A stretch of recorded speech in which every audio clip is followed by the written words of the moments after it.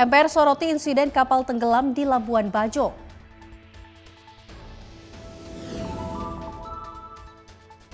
Natal perdana Paus Leo XIV gaungkan solidaritas global.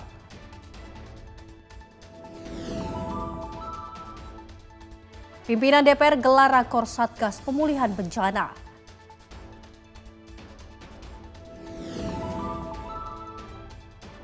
Banjir bandang dan longsor terjang California.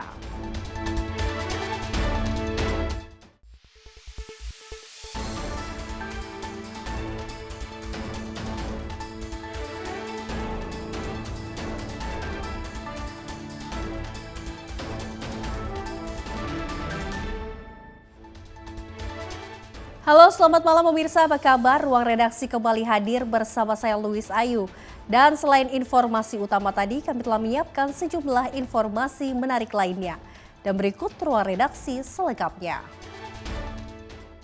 Kita awali informasi yang pertama pemirsa, Badan Nasional Penanggulangan Terorisme menyampaikan sepanjang tahun 2025 dinamika terorisme di Indonesia menunjukkan progres pola dari ancaman fisik menuju penyebaran ideologi melalui ruang digital. Penyebaran ideologi tersebut menyebabkan 112 anak terpapar radikalisasi melalui ruang digital yang tersebar di 26 provinsi. Sepanjang tahun 2025, BNPT telah menemukan pergeseran pola dinamika terorisme dari ancaman fisik menuju penyebaran ideologi melalui ruang digital. Fenomena itu dibuktikan dengan temuan konten bermuatan intoleransi radikal terorisme sebanyak 21.199 konten yang didominasi oleh konten propaganda hingga perekrutan. Dalam kasus tersebut, Densus 88 Anti Terorisme Polri menemukan sebanyak 112 anak di 26 provinsi telah teradikalisasi melalui game online dan media sosial. 112 anak itu teridentifikasi telah berinteraksi dengan konten bermuatan radikal terorisme, kerentanan psikologi remaja, fenomena lone actor anak, hingga perekrutan melalui ruang digital tanpa pertemuan fisik. Sepanjang tahun 2025, aparat penegak hukum Densus 88 sudah menangkap beberapa jaringan terorisme maupun simpatisan Ansar Daulah yang berkiblat kepada ISIS dan juga 112 anak yang terradikalisasi di sosial media. Nah, ini menunjukkan bahwa baik itu sosial media maupun di game online. Ya. Ada beberapa peristiwa juga kemarin SMA 72 walaupun juga terkait dengan terorisme, tapi mereka terpapar di sosial media. Ya. Dalam respon tantangan tersebut, BNPT mengkoordinasikan dan melaksanakan program sekolah damai, kampus kebangsaan dan memperkuat peran Forum Koordinasi Pencegahan Terorisme atau FKPT di 36 provinsi. Selain itu, dalam penguatan kontraradikalisasi, BNPT juga membentuk satuan tugas kontraradikalisasi yang melibatkan 8 kementerian dan lembaga. Dari Jakarta, Sri Dewi Andayani, Mutia Anggaini, Sinpo TV melaporkan.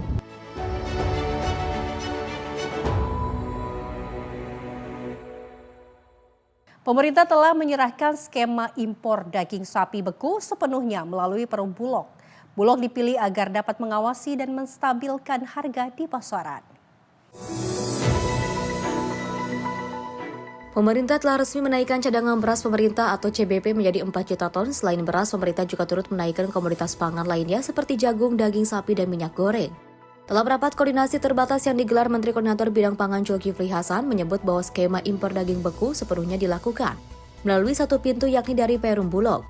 Sehingga harga dan volume pasokan dapat dikendalikan. Dengan skema tersebut, pemerintah memiliki ruang untuk melakukan intervensi harga jika terjadi gejolak di pasar. Sering jadi pertanyaan soal daging, saudara. Daging itu ada pilihan, 2 pilihan. Kalau kita mau pemberdayaan, maka kita bebaskan impor sapinya. Sapi, agar punya nilai tambah. Jadi kalau sapi hidup, dipiara, ada ongkos orang kerja, ada penggemukan, nanam rumput ada yang beli, itu namanya nilai tambah. Itu kita bebas, permudah. Ya, nah kalau ini permudah, berarti yang bekunya diatur. Kalau beku nggak diatur, ya yang hidup nggak laku itu. Jadi pilihan saja.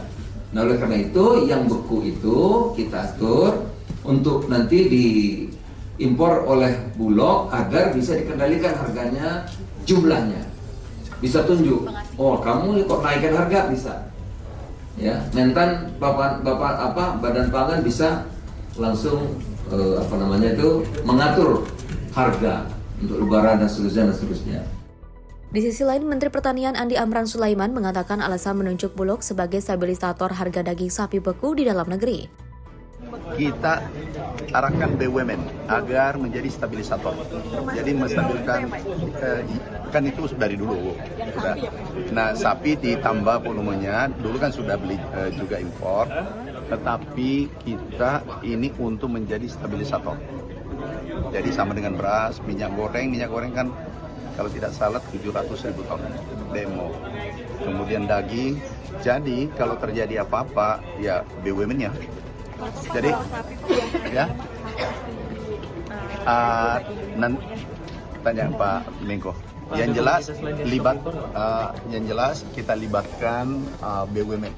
Selain daging sapi, pemerintah juga tengah mewacanakan penguatan perum Bulog untuk mengendalikan komoditas seperti beras, jagung, hingga minyak goreng. Namun wacana ini masih akan digodok pada tahun 2026 mendatang. Dari Jakarta, Dio Malau, Simpo TV melaporkan. Wakil Ketua MPR Edi Suparno menyoroti insiden tenggelamnya kapal wisata Penisi Putri Sakinah di Selat Pulau Padar, Labuan Bajo, Nusa Tenggara Timur pada beberapa waktu lalu. Edi meminta semua moda transportasi untuk dapat meningkatkan keamanan perjalanan, terlebih di tengah cuaca ekstrim yang melanda saat ini. Kapal pinisi Putri Sakinah yang mengangkut para wisatawan mengalami insiden tenggelam di Selat Pulau Padar, Labuan Bajo, Nusa Tenggara Timur pada Jumat lalu. Kapal tersebut diduga tenggelam pada pukul 20.30 WITA dengan mengangkut 11 orang yang merupakan 6 penumpang dan 5 kru. 6 keluarga ialah 1 keluarga pelatih tim B sepak bola wanita, Valencia CF, Martin Carreras Fernando. Menyoroti hal ini, Wakil Ketua MPR Edi Suparno menekankan semua moda transportasi agar dapat meningkatkan ekstra keamanan perjalanan, terlebih kini mengalami cuaca ekstrim. Selain itu, dirinya juga menilai kelebihan kapasitas penumpang yang kerap terjadi justru mampu memperbesar resiko kecelakaan di tengah cuaca ekstrim.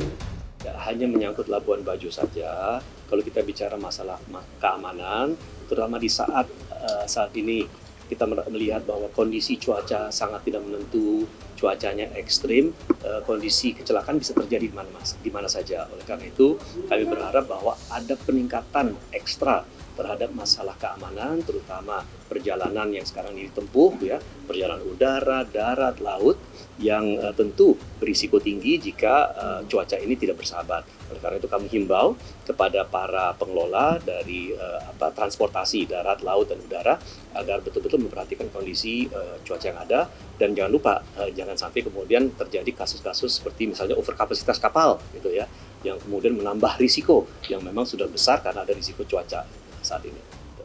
Dari Jakarta, Fahrizal Ahmad Amin, Simpo TV melaporkan.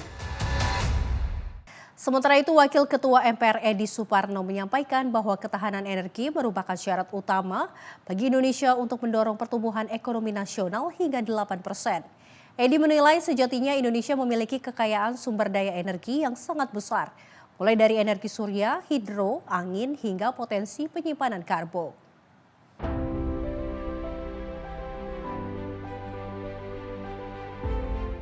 Wakil Ketua MPR Edi Suparno menggelar refleksi akhir tahun 2025 sebagai bentuk laporan atas kinerja MPR kepada publik di Kompleks Parlemen Senayan, Jakarta. Dalam refleksi akhir tahun ini membahas berbagai kegiatan di bidang transisi energi, bidang energi terbarukan, ketahanan energi, dan lingkungan hidup serta perihal krisis iklim. Edi mengatakan pihaknya kini berkomitmen untuk mengawal berbagai kebijakan dan legislasi strategis di sektor energi, khususnya percepatan transisi energi nasional menuju arah yang lebih berkelanjutan. Langkah tersebut bertujuan memastikan Indonesia mampu mengawal proses transisi energi ini harus dapat dilakukan secara cepat dan juga terukur.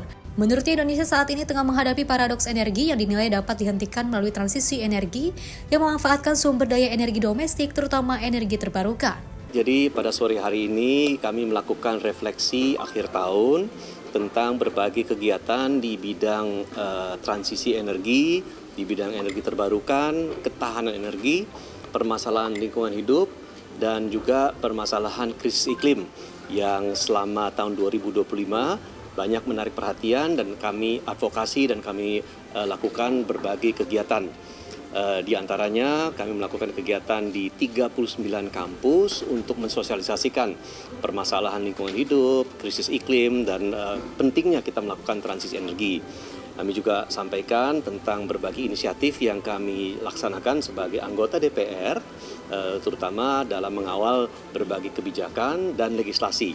Di antaranya energi baru terbarukan, revisi Undang-Undang Migas yang akan kami segerakan agar pengembangan di sektor migas ke depannya didasarkan juga pada platform keberlanjutan, termasuk juga pengelolaan Undang-Undang Pengelolaan Perubahan Iklim yang sudah masuk di dalam prolegnas prioritas. Dari Jakarta, Farizal Ahmad Amin, Simpo TV, melaporkan. Memasuki hari ketiga, TNI Angkatan Laut bersama tim SAR gabungan terus melaksanakan pencarian korban kecelakaan laut KM Putri Sakinah. Kecelakaan laut tersebut terjadi di perairan Pulau Padar, Kabupaten Manggarai, Nusa Tenggara Timur. TNI Angkatan Laut dari Pangkalan TNI AL Labuan Bajo bersama tim SAR gabungan terus melaksanakan operasi pencarian dan pertolongan terhadap korban kecelakaan laut kapal motor Putri Sakinah. Pada hari ketiga operasi, tim SAR gabungan bertolak dari Dermaga Marina Labuan Bajo menuju titik lokasi kejadian di perairan Pulau Padar. Tibanya di lokasi, tim langsung melakukan penyisiran permukaan laut serta penyelaman bawah air.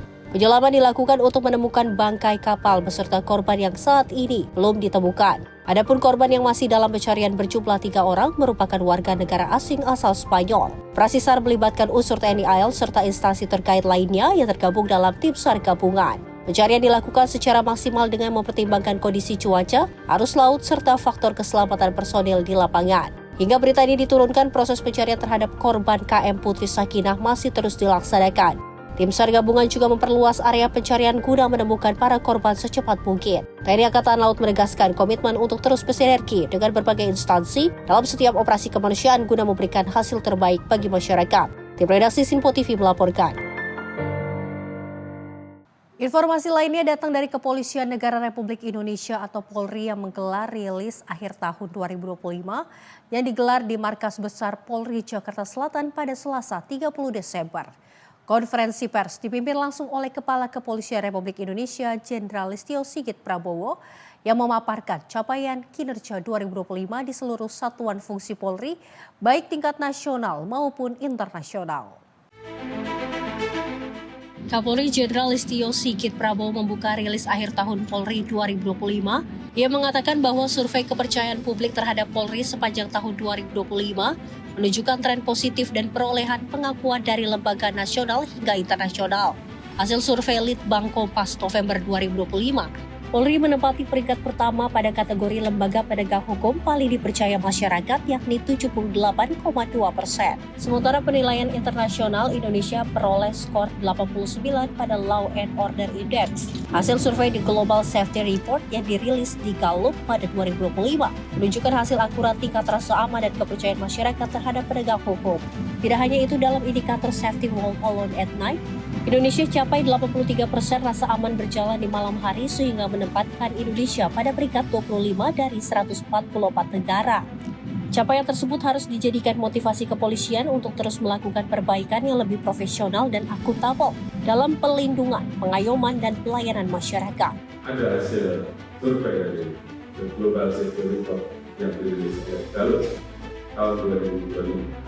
Indonesia mempunyai skor 89 pada Law and Order Index yang menetapkan Indonesia pada peringkat ke-19 dari 144 negara. Indeks ini mengukur tingkat rasa aman masyarakat serta kepercayaan terhadap penegak hukum.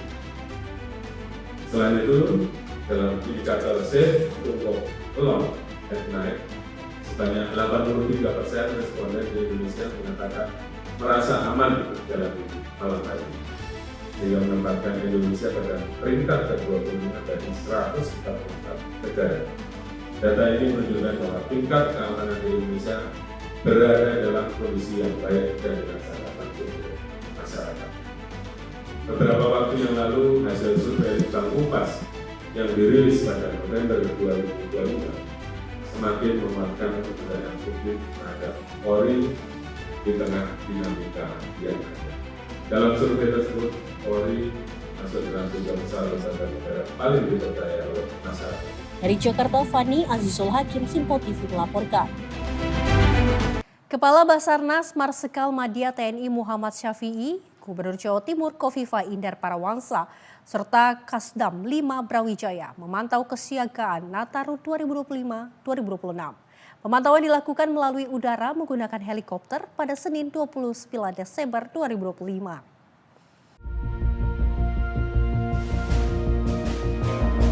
Rombongan lepas landas dari Base Ops Lanudal Juanda Sidoarjo dengan menggunakan helikopter Basarnas jenis Dauphin HR-3601.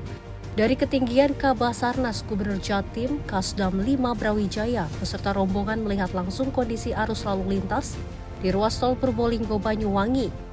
Jalur ini menjadi perhatian khusus karena diprediksi mengalami peningkatan volume kendaraan wisatawan menuju Bali. Sejauh ini berdasarkan pantauan udara, arus lalu lintas di tol Prosiwangi masih terpantau lancar dan terkendali.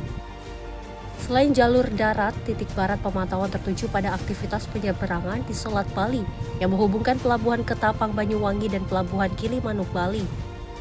Kabasarnas menekankan pentingnya kesiapsiagaan personel dan juga alut di titik ini, mengingat tingginya mobilitas masyarakat dan faktor cuaca yang seringkali dinamis di perairan Selat Bali. Memang kita sadar betul bahwa kegiatan ini kegiatan yang rutin, tapi kita tidak mengharapkan bahwa hal yang rutin ini ternyata menciptakan sedikit kelemahan. Mudah-mudahan apa yang sudah dilakukan di sini bisa dikolaborasikan, juga bisa bersinergi dengan pemerintah daerah di Banyuwangi untuk menjadi kepanjangan tangan dan pemerintah dalam tugas-tugas. Sementara itu, untuk pemantauan dilakukan pada titik-titik krusial di wilayah Jawa Timur, yaitu mulai dari tol Trans Jawa hingga titik penyeberangan Jawa Bali. Pemantauan udara dilakukan untuk memastikan kesiapan seluruh unsur dalam memberikan pelayanan keselamatan kepada masyarakat. Tim redaksi Simpo TV melaporkan.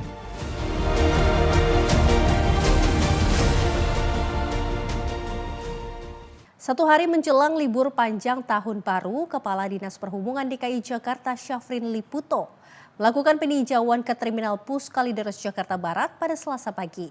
Dari hasil pemeriksaan ke sejumlah terminal di Jakarta, Syafrin menyatakan 70% bus angkutan Nataru 2025 tidak layak jalan.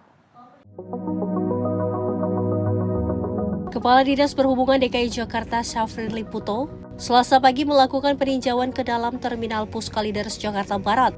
Tidak hanya menyempatkan berbincang dengan para pemudik yang tengah menunggu kedatangan bus tiba, Kadisub juga melakukan pengecekan ruang loket tiket bus dan kelayakan bus yang akan mengangkut pemudik sehari menjelang perayaan Tahun Baru. Dari pemeriksaan ke sejumlah terminal bus di Jakarta, Syafrin menyatakan 70% bus angkutan Nataru 2025 tak layak jalan. Pihaknya pun telah berkoordinasi dengan perusahaan otobus untuk segera melakukan perbaikan hingga mengganti bus yang tak layak jalan tersebut sebelum memberangkatkan pemudik ke kampung halaman. Warga yang nantinya akan mudik ataupun pulang kampung setelah melakukan liburan panjang di Jakarta itu mendapatkan layanan angkutan umum yang berkeselamatan, aman, nyaman, sehingga perjalanan mereka ke kampung, apakah itu yang mudik ataupun yang pulang kampung, itu tetap baik dan selamat. Sementara itu, meski harga tiket bus dengan rute sejumlah kota favorit di Jawa Tengah mengalami kenaikan 100%, namun tak menyurutkan animo pemudik untuk tetap pulang ke kampung halaman demi merayakan malam pergantian tahun baru nanti bersama keluarga. Ya, mau pulang kampung. Ke daerah mana, Pak? Di daerah Tegal. Pak, untuk harga tiket sendiri mengalami kenaikan nggak, Pak? Naik. Naiknya berapa persen, Pak? Nggak banyak sih. Atau dari berapa ke berapa biasanya? Dari 20 ke 40. 120 sampai 240 sekarang. Ini juga ya, Pak ya? Ya mungkin kenaikan karena loncatan penumpang. Tidak hanya memeriksa kelayakan bus dan kondisi pemudik di ruang tunggu, Kadisub DKI Jakarta beserta jajaran juga memeriksakan kesehatan awak bus, posko kesehatan dan tes urin bebas narkoba. Tim kontributor Simpo TV melaporkan. Pemirsa, pengakuan Israel atas Somaliland dinilai ganggu stabilitas. Informasinya usai jeda, tetaplah bersama kami di Ruang Redaksi.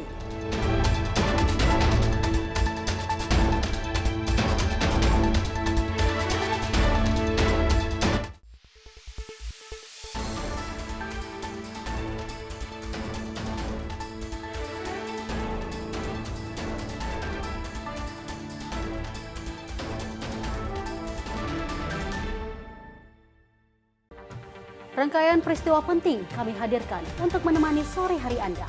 Regulasi penyiaran yang dinilai Peringatan Bastille Day di Play. Pramono menegaskan Pemprov DKI dalam keadaan selamat di atas Mengabarkan berita yang relevan dengan kondisi hari ini sebagai rujukan informasi menjelang malam tiba. Yang menyelundupkan kokain yang Menteri Pertanian menyampaikan tindak pidana perampokan dan pembunuhan. Lakukan langkah pengawasan secara langsung. Jangan lewatkan dalam Menyapa Indonesia Petang. Setiap hari hanya di Simpo TV.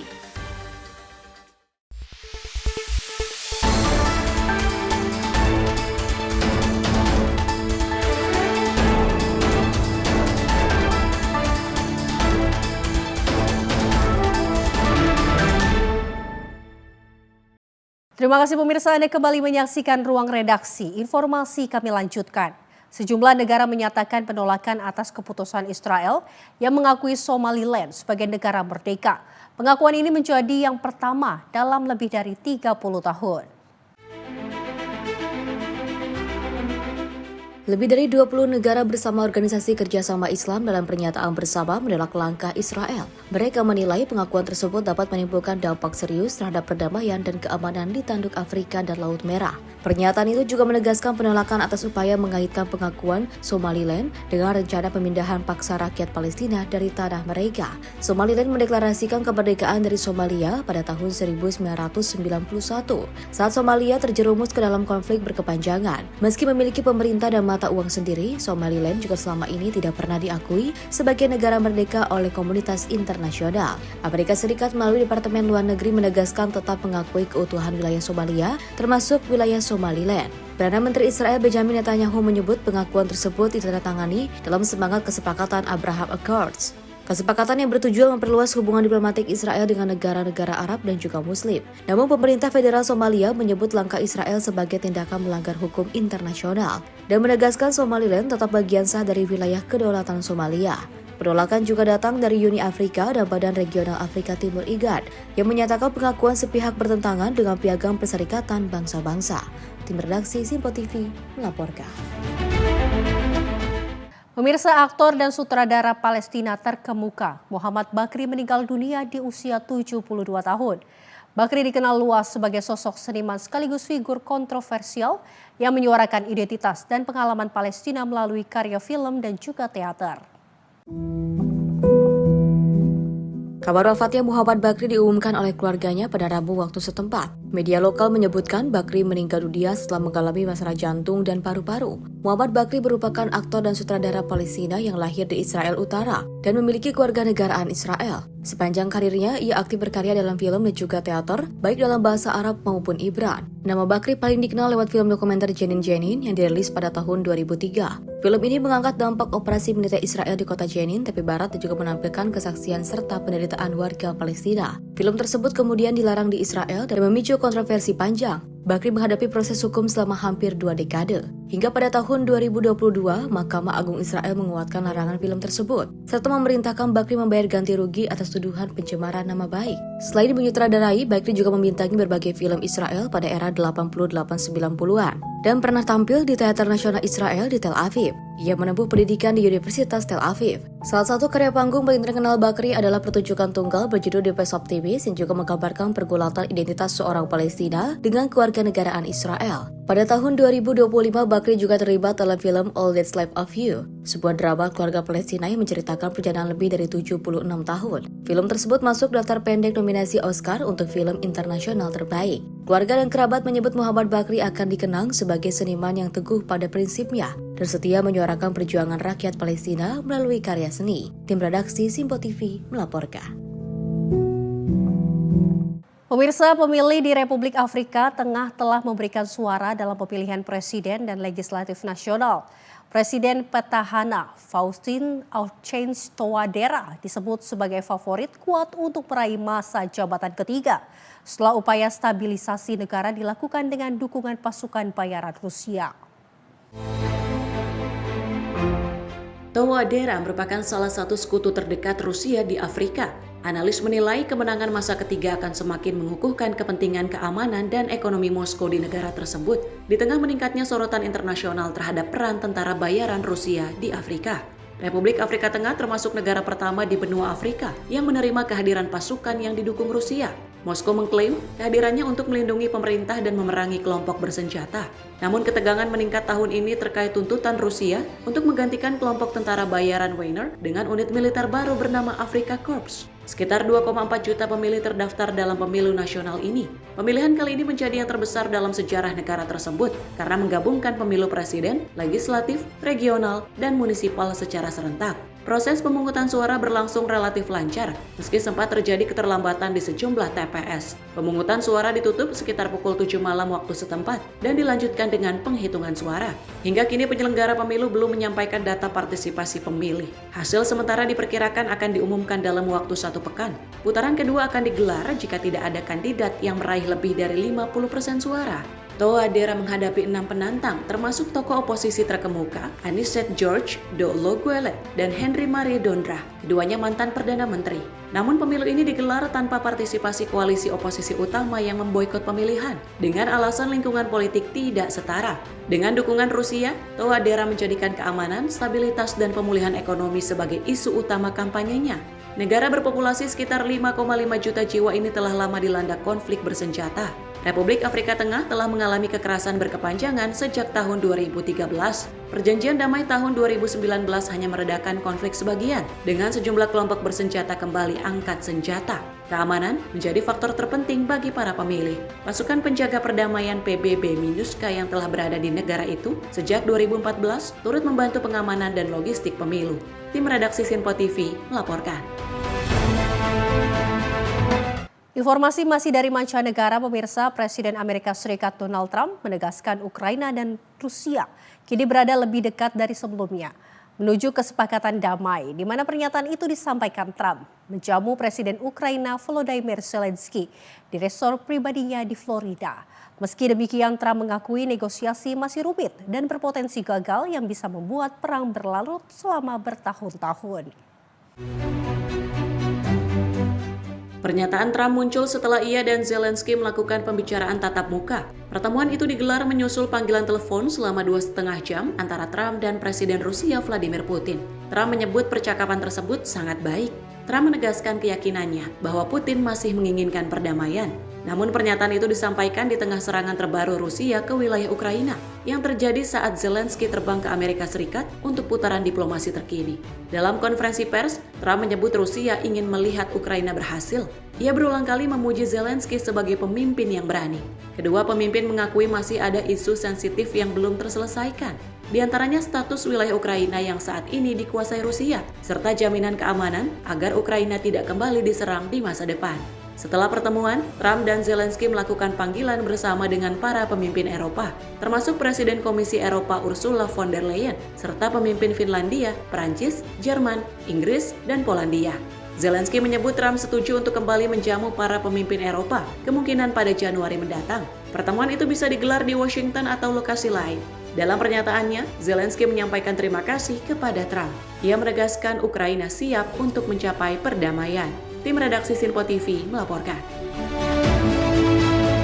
Pemirsa, Paus Leo ke-14 dalam pesan Natal pertamanya menyerukan umat Katolik di seluruh dunia untuk mengenalkan sikap acuh tak acuh terhadap penderitaan sesama. Paus menyoroti nasib warga Gaza, Yaman, serta para migran yang terpaksa meninggalkan tanah air demi masa depan yang lebih baik. Berbicara dari Loggia Basilika Santo Petrus, Paus Leo menyampaikan amanat tradisional Urbi et Orbi yang ditujukan kepada kota Roma dan dunia.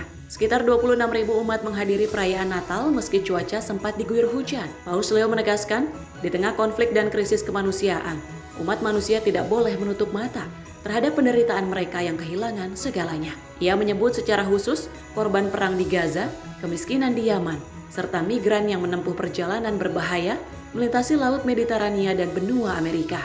Dalam pesan Natal ini, Paus Leo juga menghidupkan kembali tradisi menyapa umat dalam berbagai bahasa.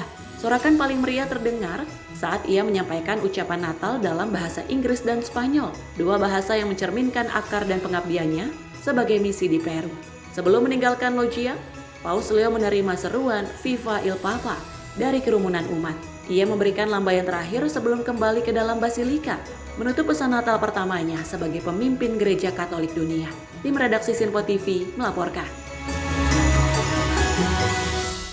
Serangan pisau terjadi di dekat ibu kota Suriname, Paramaribo. Sedikitnya 9 orang tewas, termasuk 5 anak-anak.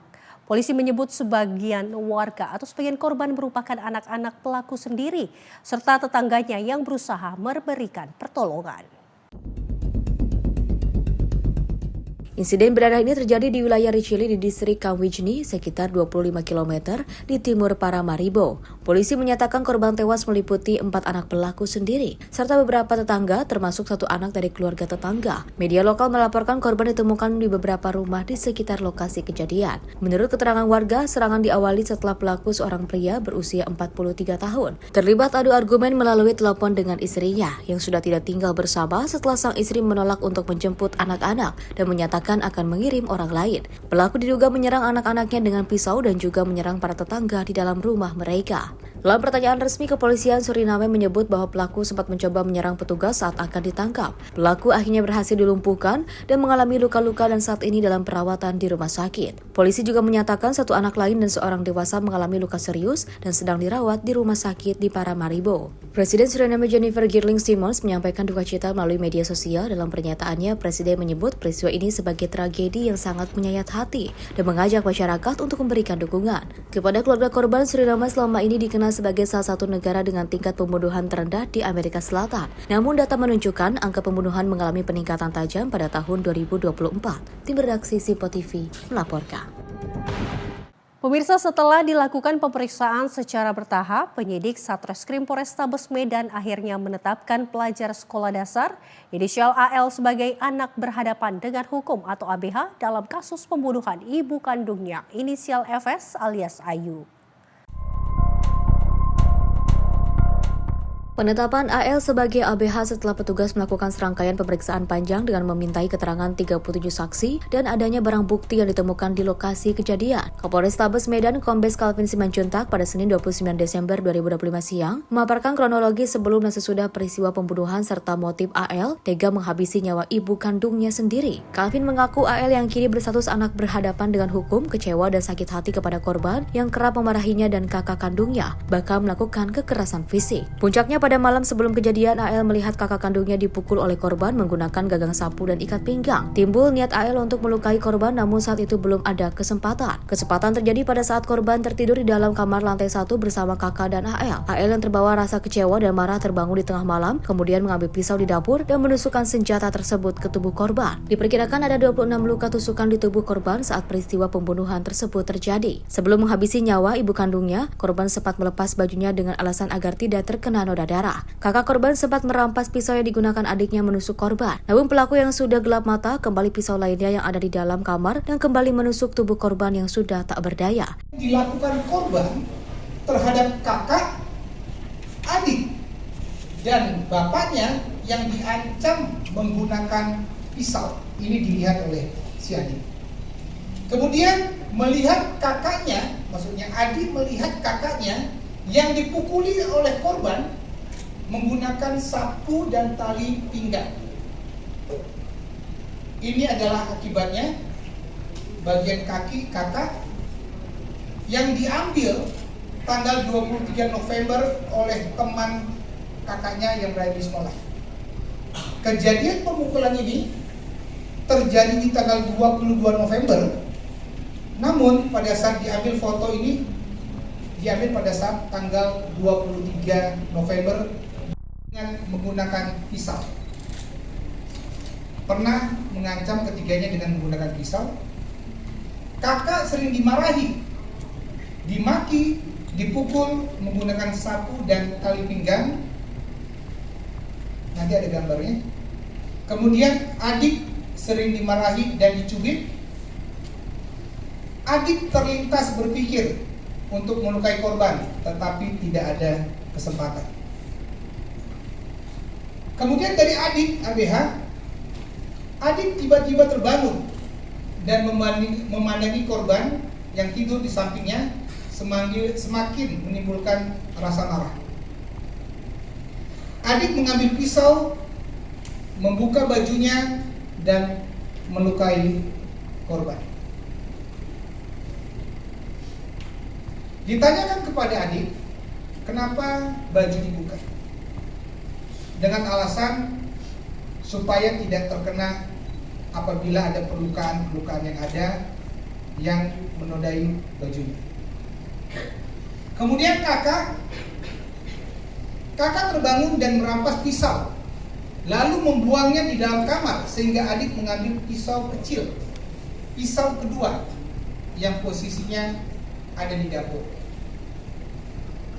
Kemudian kakak berusaha menutup pintu sehingga pisau kecil yang dipegang Adik terjatuh.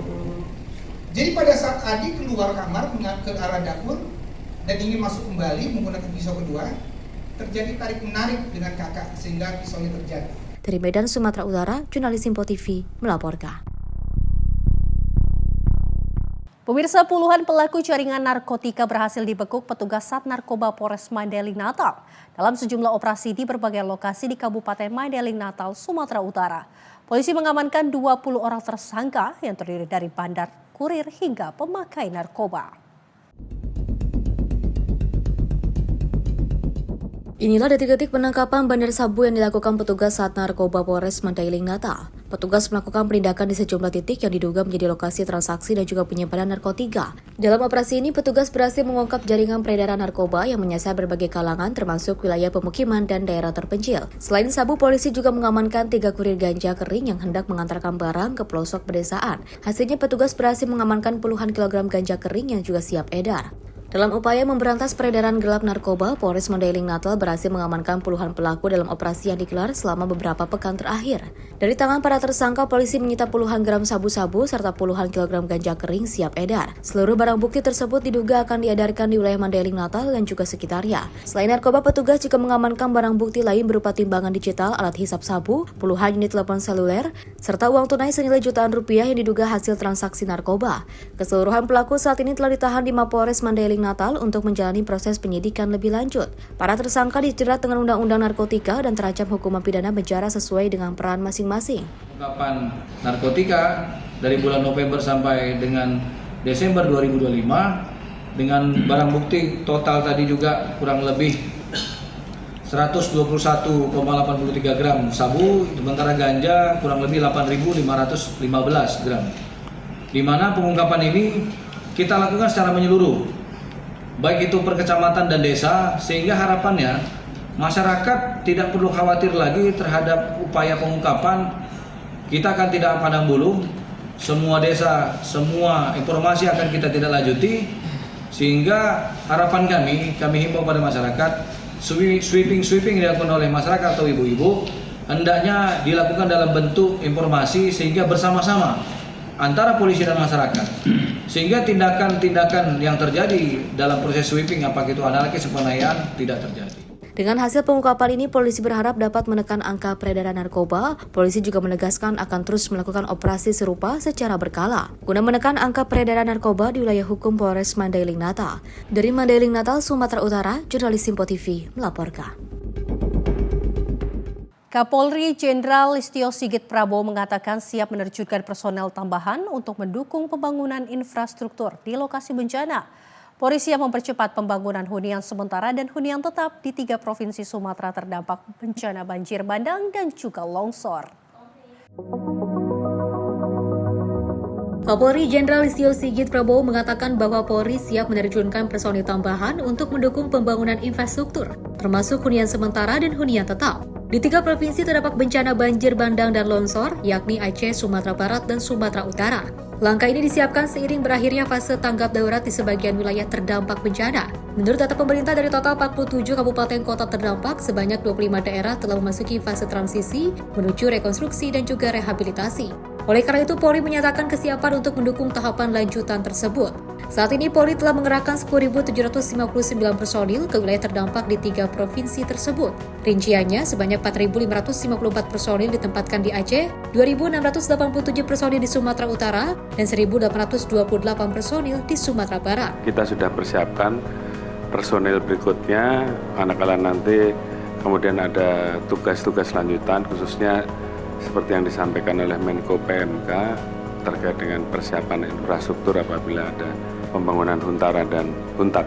Jadi saat ini baru saja kita berangkatkan 1.500 personil Polri untuk menambah kekuatan yang sebelumnya sudah ada. Kita bagi 1.500 itu ada yang di Aceh, ada juga yang di Sumatera Utara. Namun demikian, Listio menjelaskan bahwa sejauh ini personil Polri masih difokuskan pada kegiatan tangkap darurat seperti pembersihan fasilitas pendidikan dan pelayanan publik, pemasangan sumur bor, serta distribusi bantuan logistik. Kedepan Polri siap menjalankan tugas tambahan sesuai kebutuhan di fase rekonstruksi. Dari Jakarta, Tio Malau, Simpo TV melaporkan. Informasi menarik lainnya akan kami hadirkan usai jeda. Salah satunya TNI AD bersihkan fasilitas umum di Aceh Tamiang. Selengkapnya jangan kemana-mana, tetaplah bersama kami di Ruang Redaksi.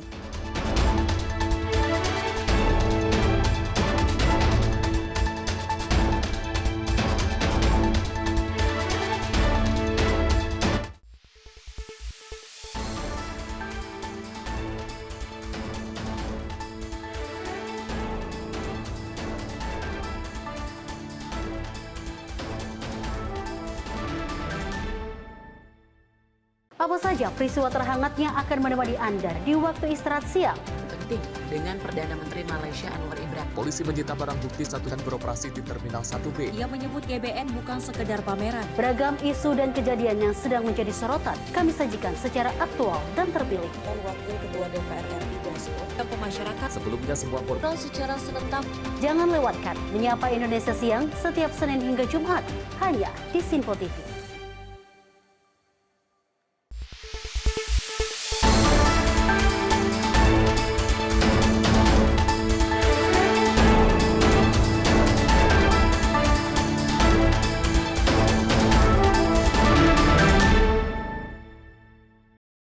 Selamat malam pemirsa, Anda kembali menyaksikan Ruang Redaksi. Informasi kami lanjutkan. Satuan Tugas Penanggulangan Bencana Alam Yonkaf 11 Macan Setia Cakti Kodam Iskandar Muda terus melaksanakan upaya pemulihan wilayah pasca banjir bandang dan tanah longsor.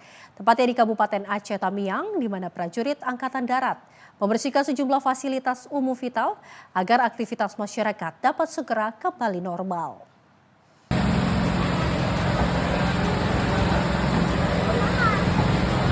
Satgas Gul Bencal Yonkaf 11 Macan Setia Cakti melaksanakan pembersihan fasilitas umum di Kabupaten Aceh Tamiang, Senin 29 Desember 2025.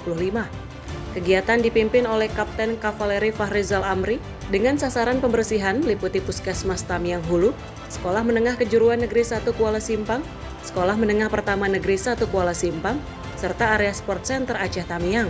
Prajurit TNI AD membersihkan lumpur dan material sisa banjir di ruang pelayanan kesehatan, ruang belajar, halaman, hingga saluran drainase. Kegiatan ini dilaksanakan secara cepat dan terukur, serta melibatkan partisipasi masyarakat setempat sebagai bentuk sinergi dan kemandunggalan TNI dengan rakyat. Jihan Nabila, Simpo TV melaporkan.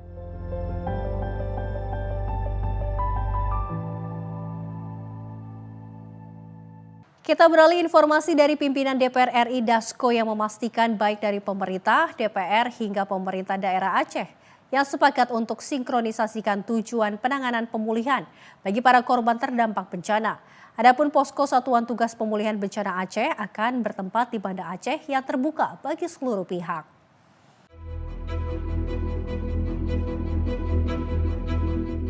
Wakil Ketua DPR RI Dasko menerangkan hasil dari rapat koordinasi bersama sejumlah kementerian lembaga terkait serta para pemimpin daerah di Provinsi Aceh adalah untuk mencari titik persoalan yang masih terjadi pasca bencana alam di provinsi tersebut. Dasko menjelaskan hasil dari rakor kali ini adalah sinkronisasi berbagai langkah penanganan pemulihan ke depannya bagi setiap kementerian lembaga terkait untuk daerah terdampak di Aceh. Hal ini disampaikan Dasko sesaat setelah memimpin rapat tersebut di Hotel Dhaka Banda Aceh pada Selasa pagi. Koordinasi hari ini antara DPR, pemerintah, kemudian pemerintah provinsi dan kabupaten kota terutama yang terdampak di Aceh, kita sepakat bahwa akan melakukan penanganan pemulihan pasca bencana ini dengan melakukan koordinasi yang intens dan terintegrasi, sehingga penanganan dengan skala nasional bisa membuat percepatan pemulihan bencana di daerah Aceh. Demikian. Dari Banda Aceh, Max Munte, Rona Bayu, Sinpo TV melaporkan. Pimpinan DPR RI bersama pemerintah menggelar rapat koordinasi Satuan Tugas Pemulihan Pasca Bencana yang saat ini tengah berlangsung di Provinsi Aceh. Melalui pertemuan ini mampu meningkatkan solusi tanggap secara menyeluruh dari kementerian lembaga terkait kepada daerah terdampak di Aceh.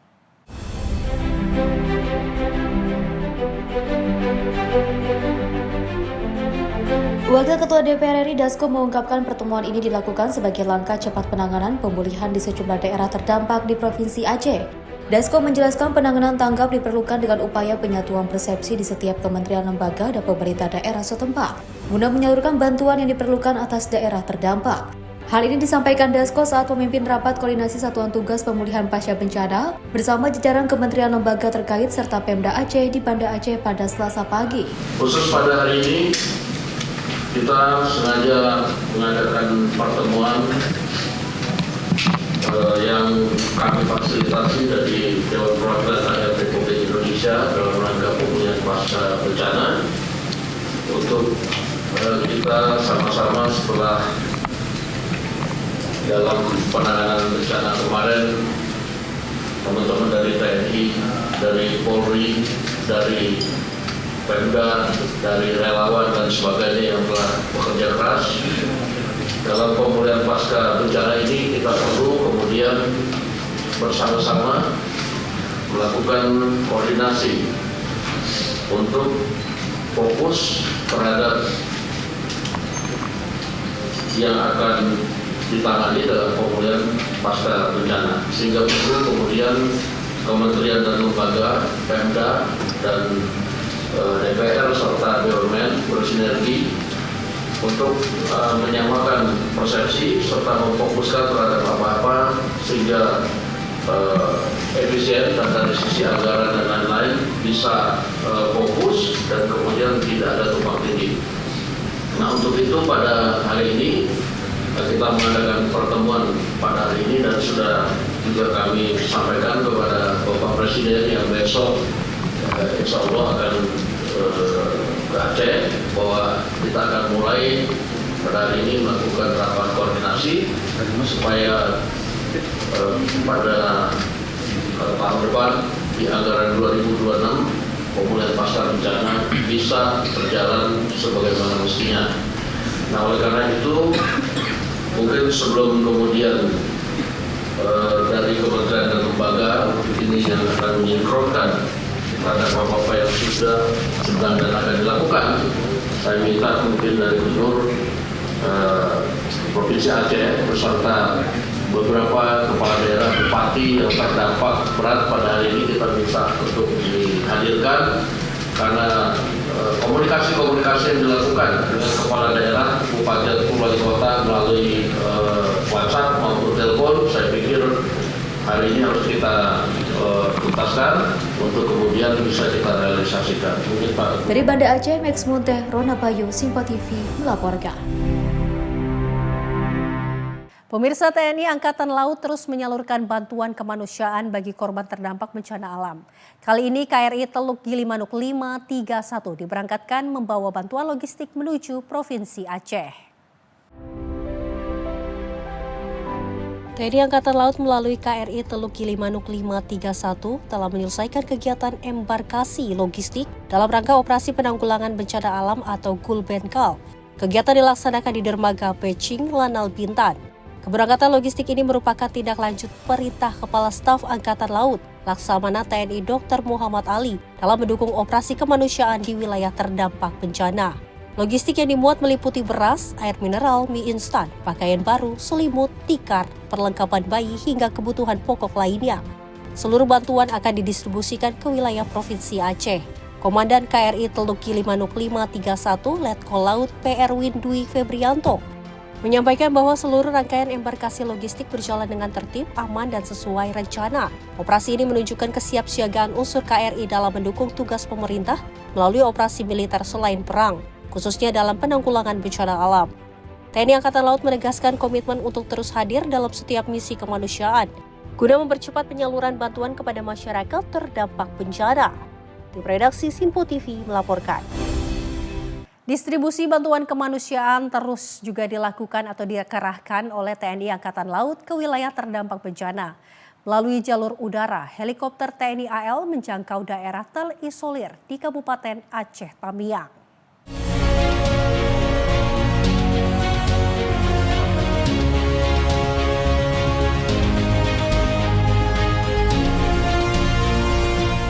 TNI Angkatan Laut melalui unsur udara jajaran Pusat Penerbangan TNI AL atau Puspenembal melaksanakan misi distribusi logistik ke wilayah terisolir di Kabupaten Aceh Tamiang. Satu unit helikopter AS-565 MBE Panther dengan nomor lambung HS-1307 berhasil melaksanakan misi dorongan logistik dan mendarat di Desa Lubuk Siduk. Distribusian logistik menyasar wilayah yang memperluas akses cepat melalui jalur udara. Dalam misi ini, TNI AL menyalurkan bantuan sebanyak 400 kg. Bantuan tersebut terdiri dari bahan makanan siap santap, mie instan, Al-Quran, serta alat tulis untuk mendukung kegiatan belajar anak-anak di Desa Lubuk Siduk. Kehadiran unsur udara TNI AL menjadi solusi dalam penjangkauan wilayah yang sulit dicapai melalui jalur darat akibat dampak bencana alam. Kepala Staf Angkatan Laut, Laksamana TNI Dr. Muhammad Ali, menegaskan pemanfaatan alutsista udara merupakan upaya untuk memastikan bantuan negara sampai ke tangan masyarakat dengan cepat dan tepat sasaran. TNI Angkatan Laut menegaskan komitmen untuk terus hadir dalam misi kemanusiaan, khususnya bagi masyarakat di wilayah terisolir akibat bencana alam. Tim Redaksi Simpo TV melaporkan.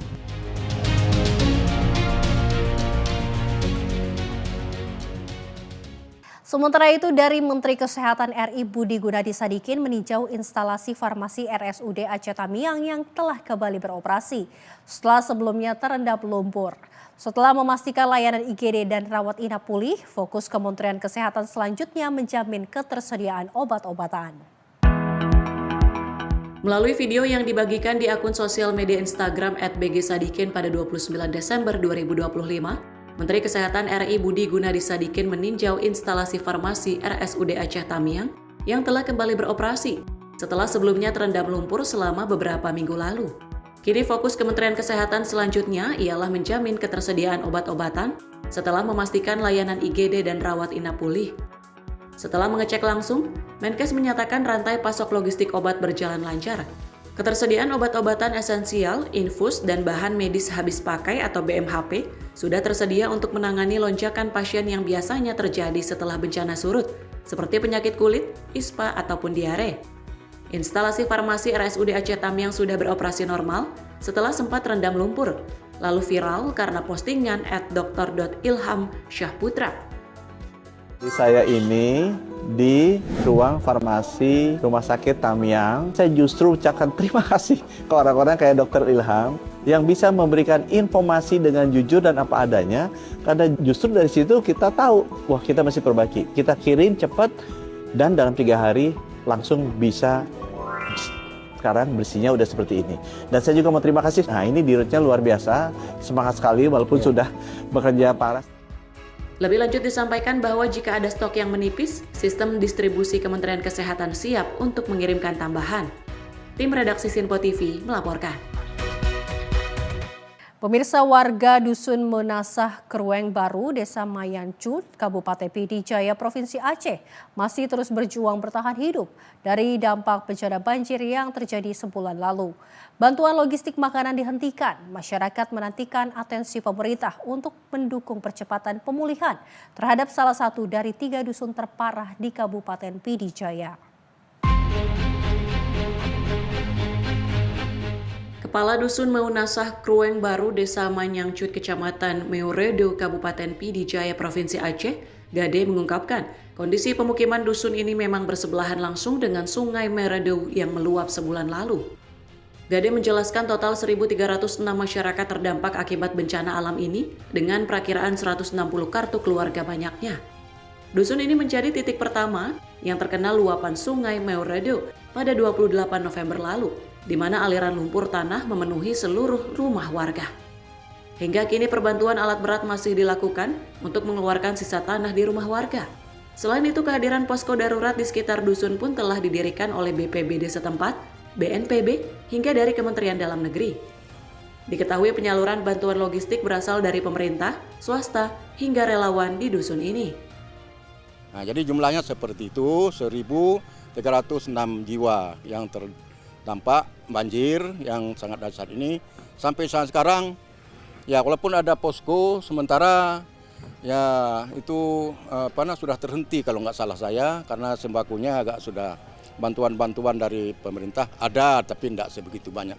Yang banyak adalah dari pengusaha-pengusaha, dari donasi-donasi. Nah, jadi semuanya hampir saban sore itu ada diantar makanan dan beras semuanya ada untuk kami kumpulkan di posko. Kalau dulu itu untuk masak-masak di situ. Ya, jadi sementara pemerintah terjun baru membersihkan aspek jalan untuk ke Blangawe.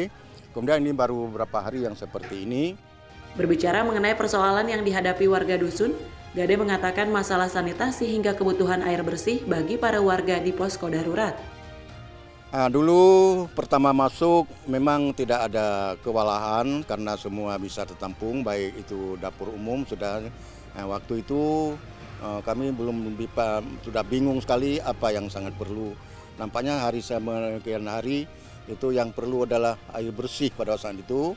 5 hari kemudian sudah datang, kemudian MCK-nya kewalahan juga, sekarang baru dibangun MCK-nya. Dulu selama sebulan lebih itu MCK-nya makanya terbuang kemana-mana, anak ya membuang di mana-mana, sehingga baulah di sekitar rumah-rumah ini sudah begitu itu. Di sisi lain, Kepala Dapur Umum Posko Darurat Dusun Maunasah Krueng Baru, Armiati menjelaskan, bantuan logistik makanan bagi warga setempat dihentikan sementara untuk dialokasikan ke desa yang belum menerima bantuan. Mungkin saya rasa karena bukannya di Pidijaya saja yang banjir bandang, mungkin tim Basnas akan membantu ke daerah-daerah lain yang mengalami banjir bandang seperti kami juga di sini. Tapi selama ini dari pihak masyarakat antusias dari kecamatan lain yang datang membawa makan siang berupa nasi yang sudah dibungkus untuk dibagikan kepada para pengungsi-pengungsi, karena semua sudah ada, banyak yang sudah ada tenda di halaman rumah masing-masing. Dari Kabupaten Pidijaya Aceh, Max Munte, Ronda Bayu, Sinpo TV melaporkan.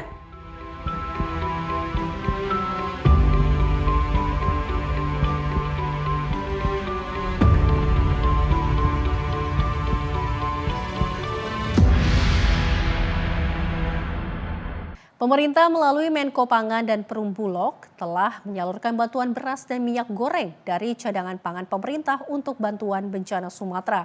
Total sebanyak 42.574 ton komoditas beras dan 5 juta liter minyak goreng telah disalurkan ke 3 provinsi yang terdampak bencana. Menteri Koordinator Bidang Pangan Zulkifli Hasan menyampaikan hingga kini pemerintah telah menyalurkan bantuan beras dan minyak goreng dari cadangan pangan pemerintah untuk bantuan bencana yang terjadi di Aceh dan Sumatera.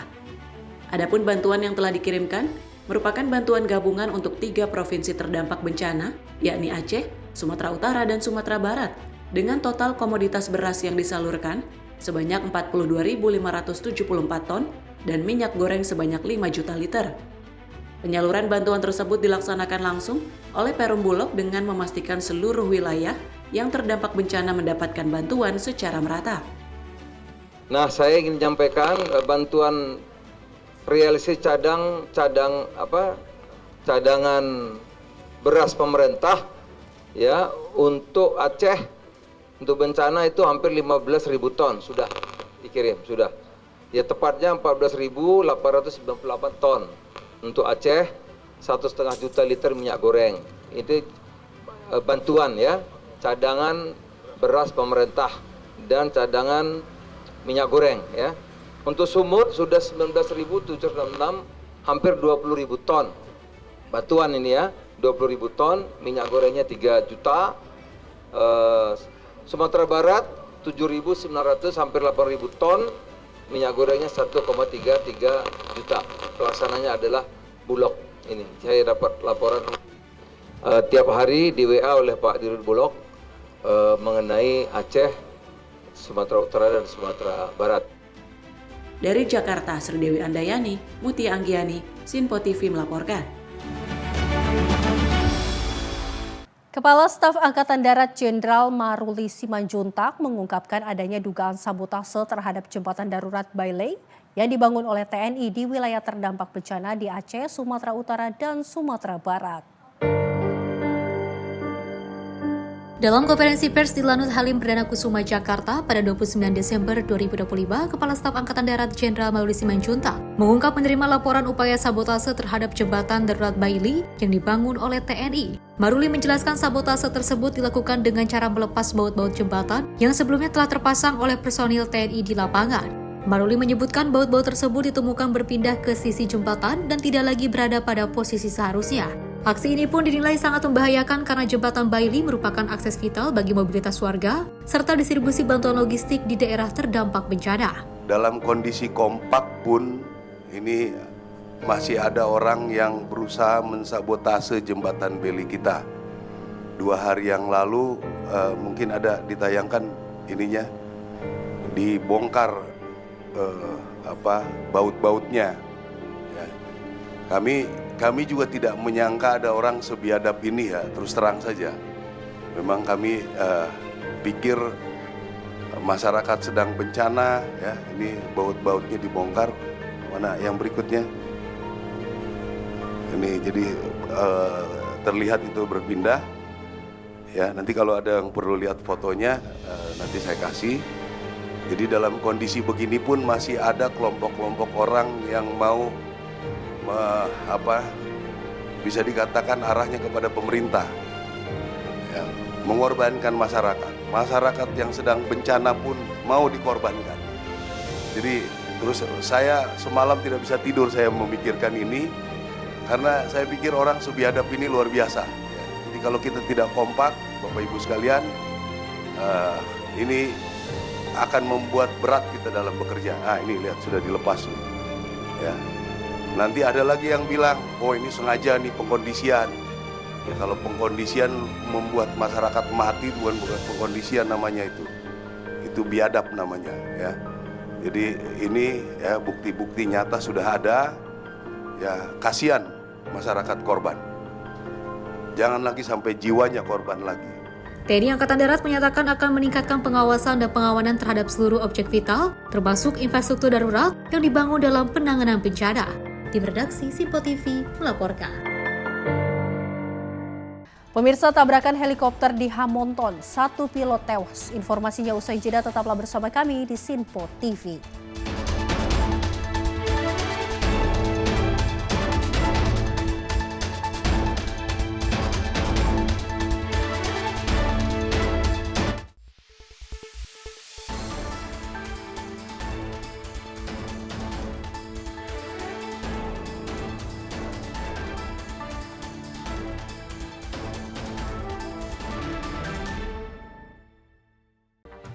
Rangkaian peristiwa penting kami hadirkan untuk menemani sore hari Anda.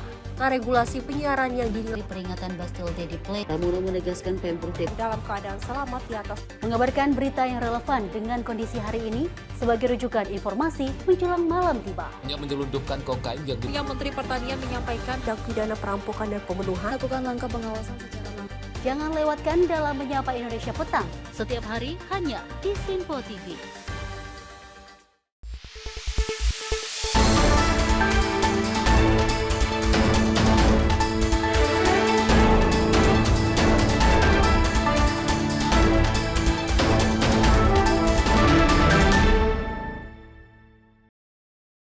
Selamat malam pemirsa, Anda kembali menyaksikan Ruang Redaksi. Informasi kami lanjutkan.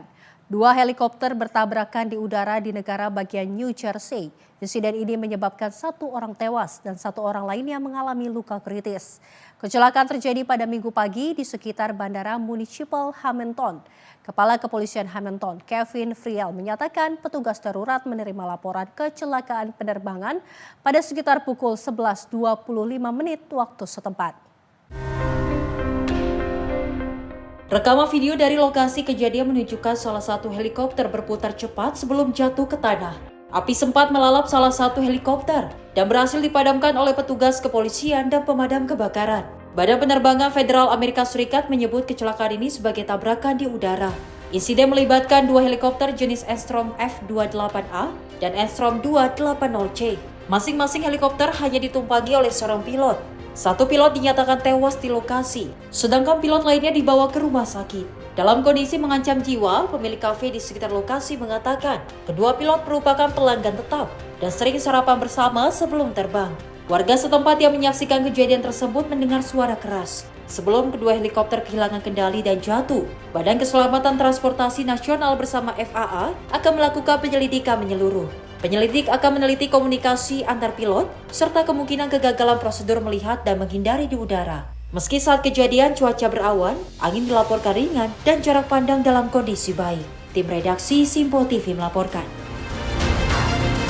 Pemirsa, badai musim dingin menerjang California Selatan saat libur Natal. Hujan deras dan angin kencang memicu banjir bandang serta longsor di sejumlah wilayah. Otoritas setempat mengeluarkan perintah evakuasi dan juga peringatan darurat.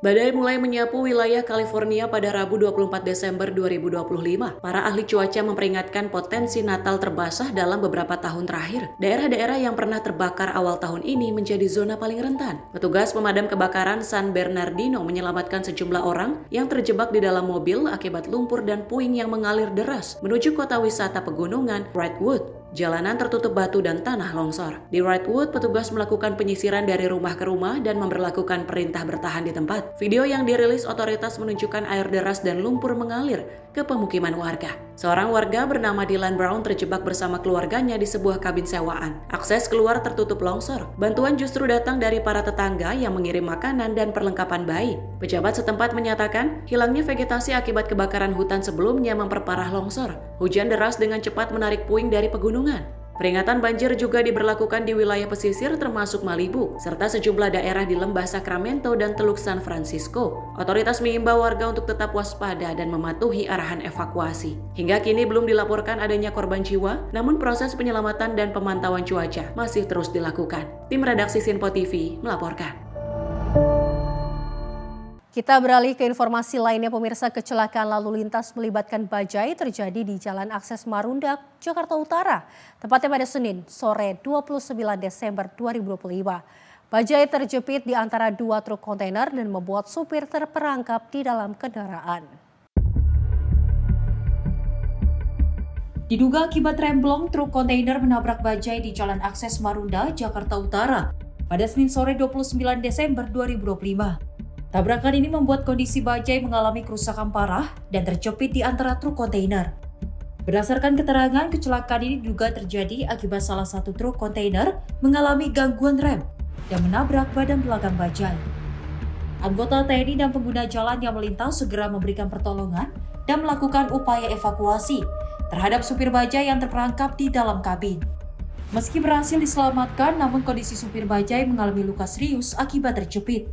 Korban kemudian segera dibawa ke rumah sakit terdekat untuk mendapatkan penanganan medis. Hingga saat ini pihak terkait masih melakukan penyelidikan untuk mengetahui penyebab pasti kecelakaan tersebut.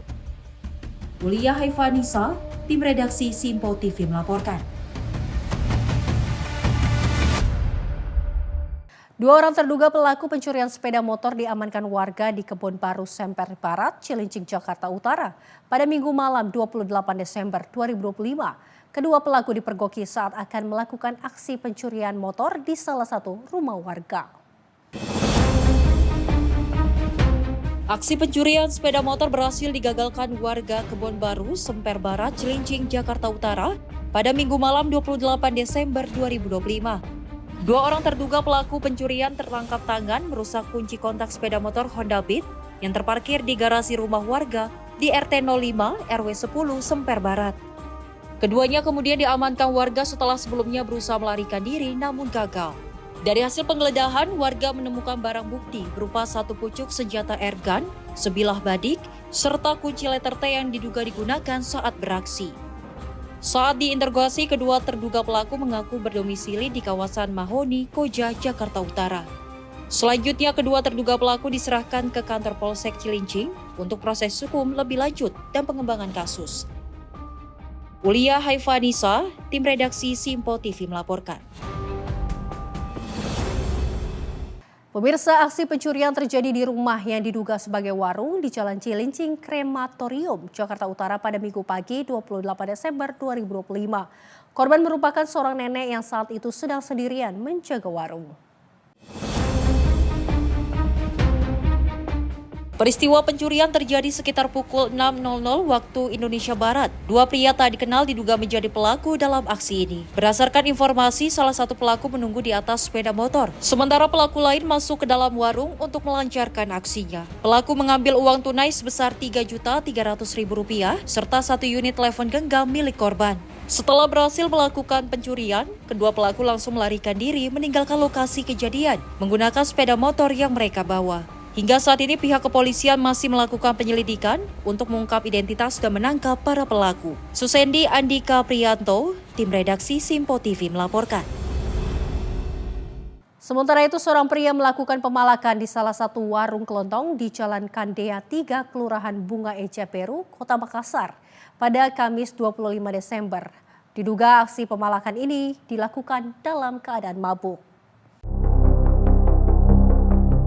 Diduga dalam kondisi mabuk, pria ini melakukan aksi pemalakan terhadap penjaga warung kelontong yang berada di Jalan Kandea 3, Kelurahan Bunga Eja Beru, Kota Makassar pada Kamis 25 Desember 2025. Pelaku mengeluarkan senjata tajam untuk menakuti korban agar korban mau memberikan uang sebesar Rp200.000 kepadanya. Bahkan beberapa kali pelaku mencoba mengacukan senjata tajamnya ke arah kepala korban. Namun korban tetap tenang dan berupaya agar pelaku mengurungkan niatnya. Aksi pemalakan ini terekam kamera CCTV dan viral di sosial media. Tim redaksi Simpo TV melaporkan. Pemirsa, polisi mengamankan pemuda yang diduga membunuh seorang wanita 23 tahun di rumah kontrakan di Jalan Ikan Gurame, Kota Malang, Jawa Timur. Diduga pembunuhan terjadi akibat korban menolak pembayaran layanan kencan dengan jaminan HP pelaku.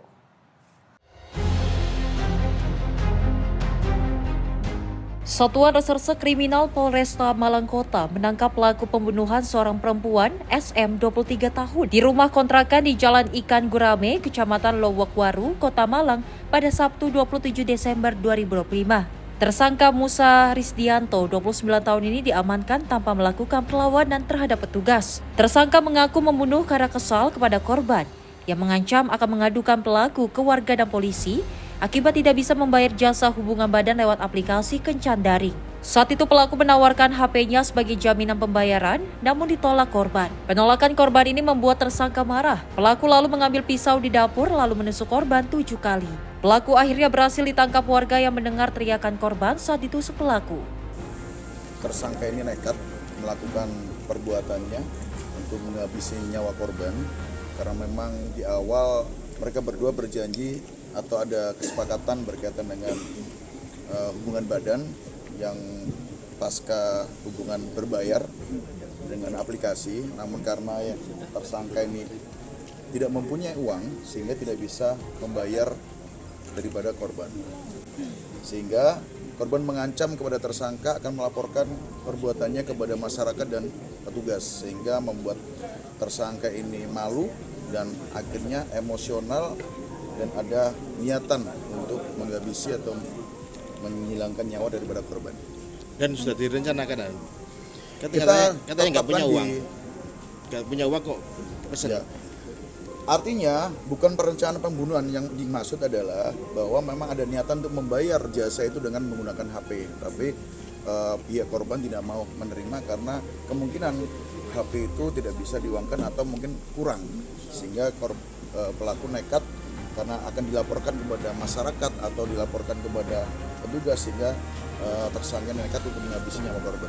Akibat perbuatannya, tersangka dijerat pasal 338 dengan ancaman hukuman maksimal 15 tahun penjara. Dari Malang, Jawa Timur, jurnalis Simpo TV melaporkan.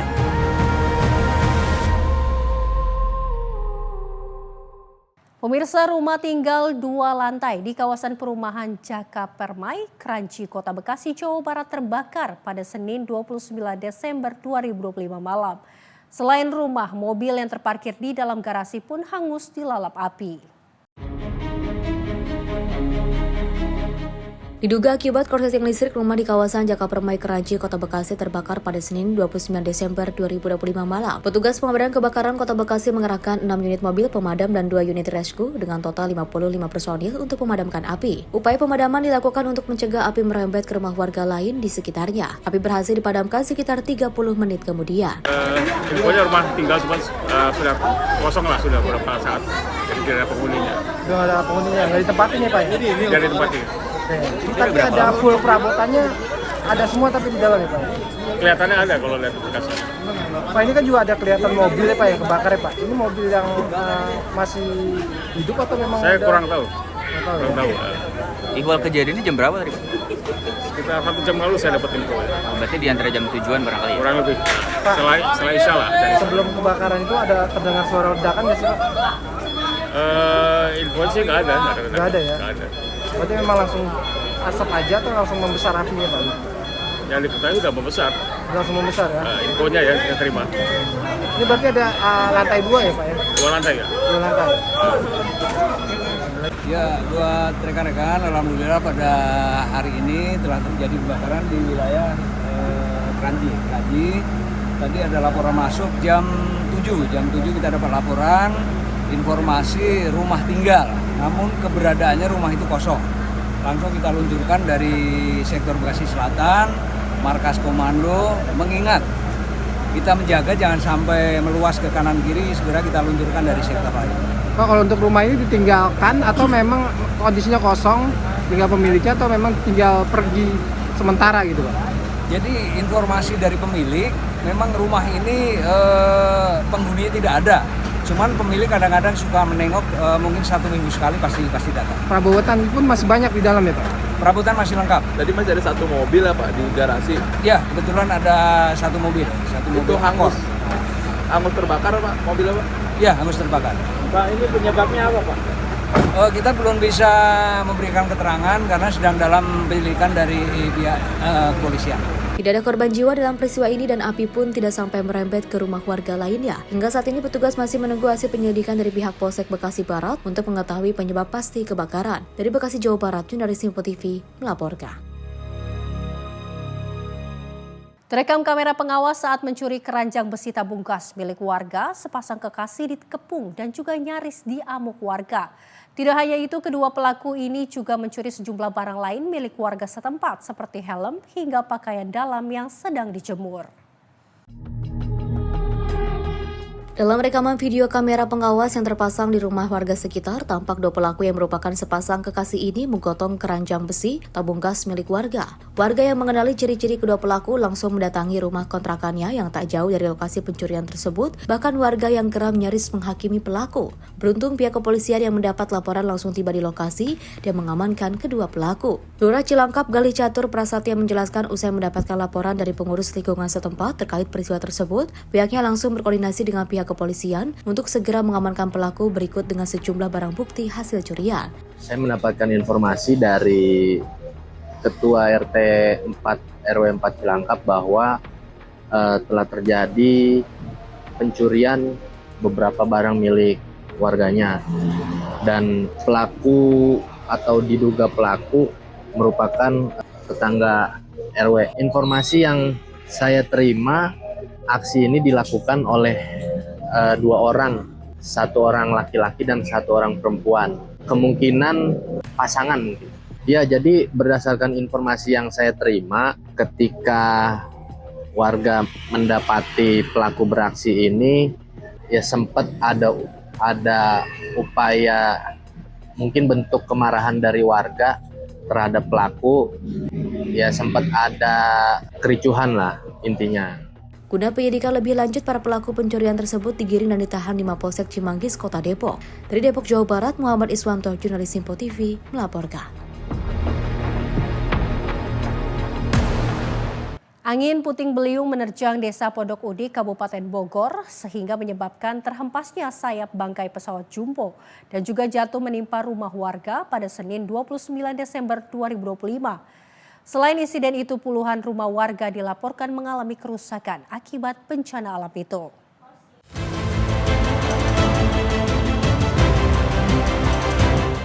Sebuah bangkai pesawat berukuran jumbo jatuh dan menimpa rumah warga setelah diterjang angin puting beliung di Desa Pondok Udik, Kecamatan Kemang, Kabupaten Bogor pada Senin 29 Desember 2025. Runtuhan bangkai pesawat diketahui menimpa rumah warga yang berada di Jalan Raya Parung Kemang, Desa Pondok Udik, Kecamatan Kemang, Kabupaten Bogor, Jawa Barat. Hingga Senin malam, badan pesawat tersebut masih berada di atas rumah warga karena belum dilakukan proses evakuasi. Warga setempat mengaku kesulitan mengevakuasi bangkai pesawat karena ukurannya yang besar dan keterbatasan peralatan. Kondisi tersebut membuat rumah yang tertimpa belum dapat diperbaiki. Peristiwa ini bermula ketika wilayah utara Kabupaten Bogor dilanda angin puting beliung dengan intensitas cukup kuat pada sore hari. Angin kencang berputar disertai dengan hujan menyebabkan sejumlah objek berat bergeseran dan roboh. Terjangan angin menyebabkan bangkai pesawat yang sebelumnya dipajang di area tersebut bergeser dan akhirnya jatuh menimpa rumah warga. Selain insiden bangkai pesawat, angin puting beliung juga mengakibatkan puluhan rumah warga mengalami kerusakan dengan tingkat keparahan berbeda-beda. Pelaksana tugas Kepala Seksi Ketentraman dan juga Ketertiban Kecamatan Kemang, Narman, mengatakan pihaknya masih melakukan pendataan di lokasi kejadian. Tim redaksi Simpo TV melaporkan. Dan pemirsa, informasi tadi sekaligus menutup perjumpaan kita pada Ruang Redaksi edisi kali ini. Saya Luis Ayu mewakili kerabat kerja yang bertugas pamit undur diri. Terima kasih atas kebersamaan Anda. Selamat malam dan sampai jumpa.